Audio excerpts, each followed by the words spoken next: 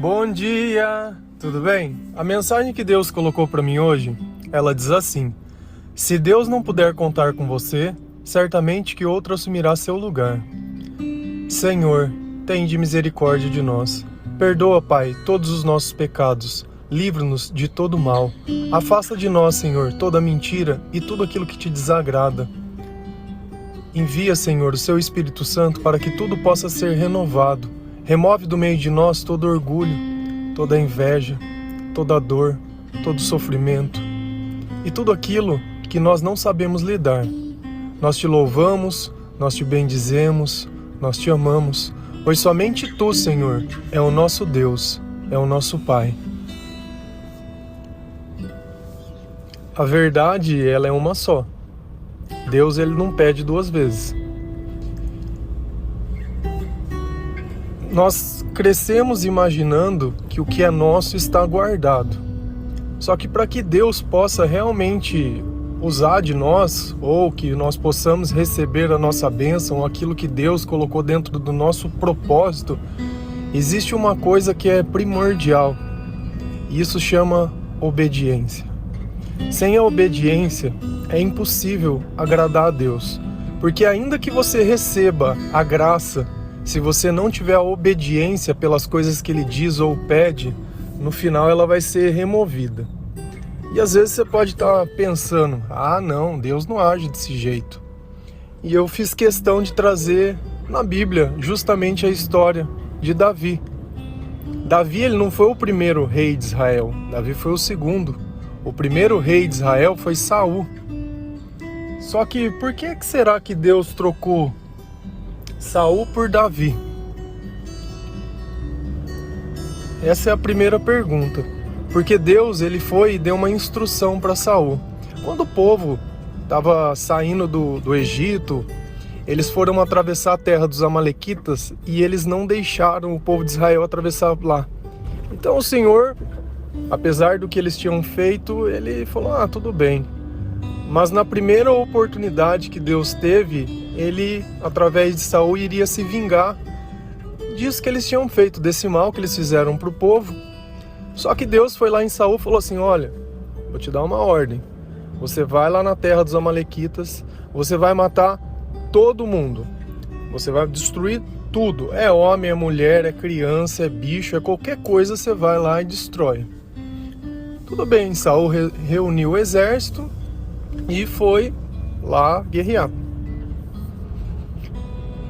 Ele poupou a vida do rei e separou os melhores animais. Resumindo, como diz na palavra de Deus, está lá em 1 Samuel 15, quem quiser ler. Ele destruiu tudo aquilo que ele achou que não tinha valor, e o que tinha valor meio que eles separaram. E aí Deus chegou em Samuel, que foi o profeta que ungiu Saul, e disse, olha, estou arrependido de ter posto Saul como rei. Isso daí está escrito lá em 1 Samuel 15, versículo 11. Arrependo-me de ter posto Saul como rei, pois ele me abandonou e não seguiu as minhas instruções. Samuel ficou irado e clamou ao Senhor toda aquela noite. Então você percebe que a partir do momento que Saul deixou de obedecer às instruções de Deus e fez o que ele achava, percebe que quando Deus pede alguma coisa para você, Ele não está pedindo a tua opinião. Ele está falando, faça isso. Faça isso. Ele não te perguntou o que você acha que eu devo fazer. Não, ele disse faça isso. Sem nada, faça isso, exatamente. E aí quando Samuel foi atrás de Saul para questionar ele, falou, olha, por que você fez isso? Deus está arrependido. Poxa, fiquei triste, fui eu que fui lá te ungir, poxa. E aí Saul começa a querer mostrar que o que ele fez não era um problema. Né? Por quê? Porque ele ia oferecer aqueles bois para Deus, né? E Samuel pergunta para ele, por acaso você acha que Deus está mais interessado em sacrifício de boi, de ovelha e de animais do que a obediência à sua palavra? Deus não está interessado no sacrifício, Deus quer que você obedeça. Porque se você tivesse obedecido, você não teria que sacrificar nada, não teria que ser feito nada.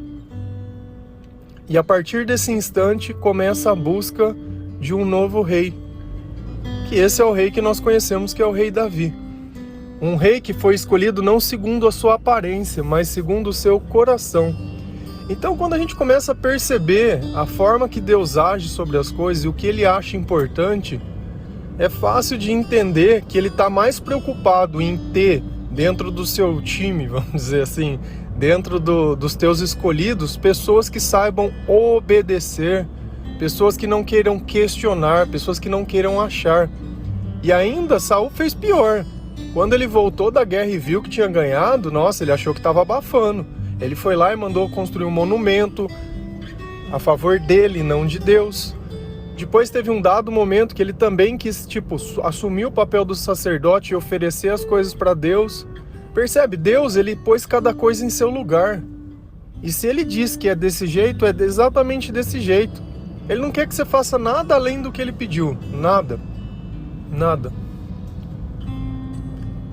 Se você olhar lá em Samuel 15, versículo 28, a palavra diz assim: E Samuel lhe disse: O Senhor rasgou de você hoje o reino de Israel e o entregou a alguém que é melhor que você. Então percebe que a bênção já estava com Saul. Saul já era rei, foi lá, desobedeceu a Deus, perdeu a bênção. Eu não sei quantas vezes Deus pode fazer isso conosco, ou quantas vezes isso já aconteceu na sua vida, de você ter recebido algo e depois ter perdido.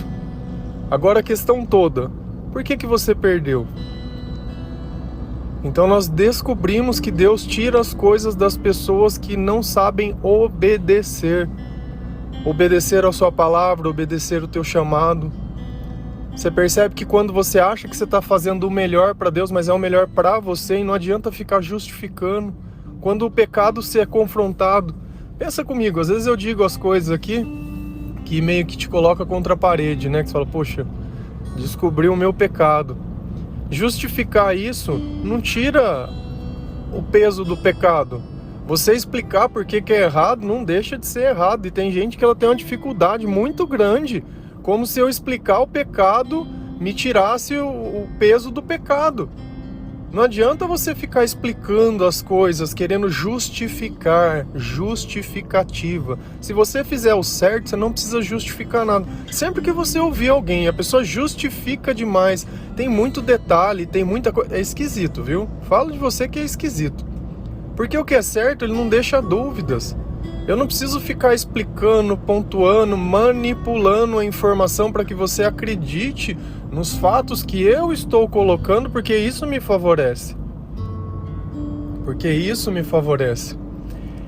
E a parte mais curiosa de quando vai ser escolhido o rei Davi é a forma que Deus chega e escolhe Davi.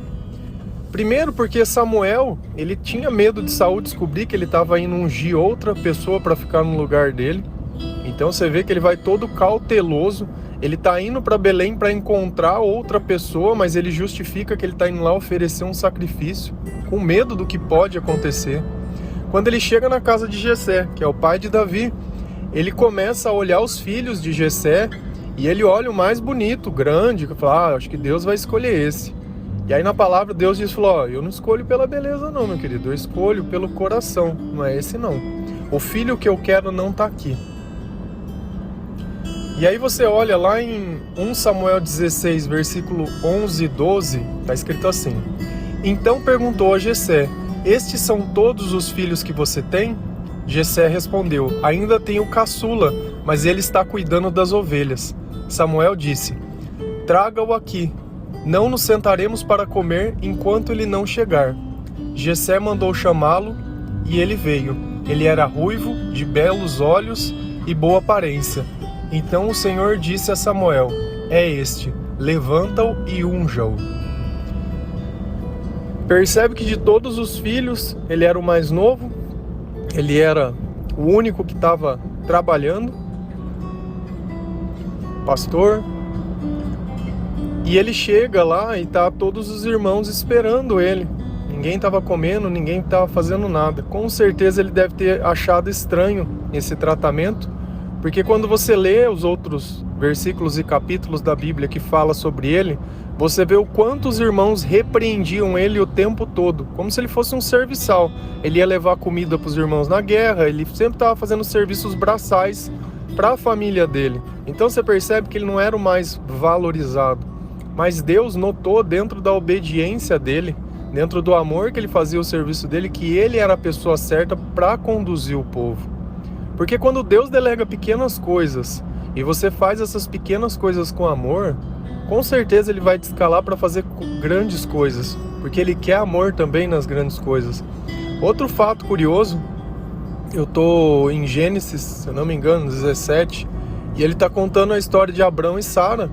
E ele vai lá e faz uma promessa, fala: Abrão, a sua descendência será maior que as estrelas do céu. Só que é curioso, né? Porque, pensa com a gente, se eu fosse escolher as pessoas para fazer uma grande nação, eu iria escolher uma jovem, né, e uma pessoa nova, para que eles pudessem ter muitos filhos, né? Mas Deus não. Deus escolheu uma mulher estéril e um homem velho.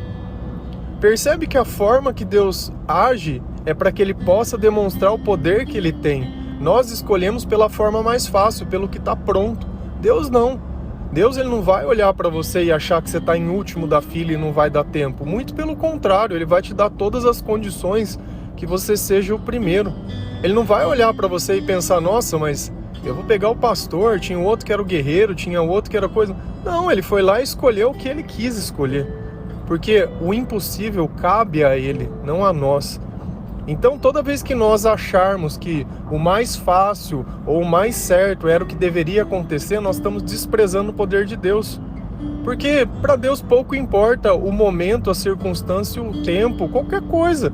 Para Deus nunca tem nada contra. Sempre tudo está a favor. Por quê? Porque uma coisa que ele muda, ele já reverte. Para nós aquilo é impossível. Para nós deveria ser encontrado. Para quem não tem amor nem temor ao Senhor, deveria ser levado em conta. Para Deus não. Então, apesar da gente olhar na Bíblia e ter uma ideia muitas vezes equivocada, Deus ele tira uma coisa e dá para outra. Claro que o que ele diz, vamos dizer assim, as promessas que Deus fez, ele cumpre todas, independente das circunstâncias. Só que tem certas coisas que ele, se ele te escalou para fazer alguma coisa, o mínimo que ele espera de você é obediência. É obediência. Se você sabe o que é o certo, faça o certo. Se você sabe o que é o certo, faça o certo. Essa é a questão. Porque você quer que tudo dê certo, mas faz tudo errado. Tudo do seu jeito, tudo do jeito que você acha. Deus ele não está pedindo a tua opinião. Deus ele não quer que você entregue mais. Quando a gente faz para Deus, ele quer que você faça exatamente o que ele pediu. Quanto a gente faz para o outro, com certeza a gente deve fazer muito mais pelo outro. Deus é obediência, o outro é amor. O amor ele não vê a razão. O amor ele não é merecimento. Amar é deixar que Deus te use para abençoar a vida de outras pessoas. Isso você só pode dar ao outro se você tem mais, porque aquele que não tem nada não pode dar nada. Presta atenção nessas coisas, porque às vezes você tem perdido coisas que eram suas. E é sempre assim, uma oportunidade que você pede, outra pessoa aproveita. Depois não adianta ficar reclamando, perseguindo, falando mal. Ai, porque não sei o que. Ai, porque não sei na onde. Cara, não dá uma de Saul querendo explicar por que não fez a coisa certa. Cara, já não fez o certo, pede perdão e segue em frente. É outro ponto, é outro fato, é outra coisa. E não é porque você pediu perdão que a outra pessoa é obrigada a simplesmente passar uma borracha e falar: não, tudo bem. Cara, ela pode perdoar e querer outra coisa. Fica tranquilo. Fica tranquilo. E tá tudo bem. Cada história ela tem um tempo. Como diz lá em Eclesiastes, cada coisa tem um tempo, cada coisa tem um momento. Então não é ficar distorcendo e nem querendo achar que só vai ter um jeito, que só é, ai, porque tá definido, ai, porque não sei o quê, ai. Cara, muita converseira. Chega de querer ser adivinho, deixa Deus ser Deus. Faça o melhor, ame, viva com dignidade, ore, louve a Deus, tenha temor, valorize as coisas que você tem. O resto é consequência. Então, às vezes, a oportunidade que você está esperando, logo um tropeço e você pega ela. Fica em paz, sem pisar na cabeça de ninguém. Se você olhar na história de Saul, Davi serviu Saul. Quando Saul estava com os espíritos maus atormentando ele, Davi tocava a música para ele acalmar os espíritos. Se você nota o cuidado que Davi tinha com as coisas que ele cuidava também, É interessante, eu acho muito legal vocês começarem a ler a Bíblia, conhecer essas histórias que eu conto, deixar Deus falar com você, te revelar as coisas, sabe? Porque eu falo assim, superficialmente do que eu lembro, porque eu não fico estudando a palavra de Deus, eu sinto a palavra de Deus, eu vejo onde aquilo é uma lição, onde aquilo pode fazer. Então sempre que eu penso numa frase, às vezes eu falo, poxa, mas será que é desse jeito mesmo? E aí eu vou me aprofundar nas escrituras e ver realmente se o que eu estou dizendo está certo. Porque se for inspirado por Deus, tem confirmação na Bíblia. Eu não posso ficar aqui, só não é porque eu coloquei Deus, perdão, fé, alguma coisa na frase que ela tem que estar de acordo com a Bíblia.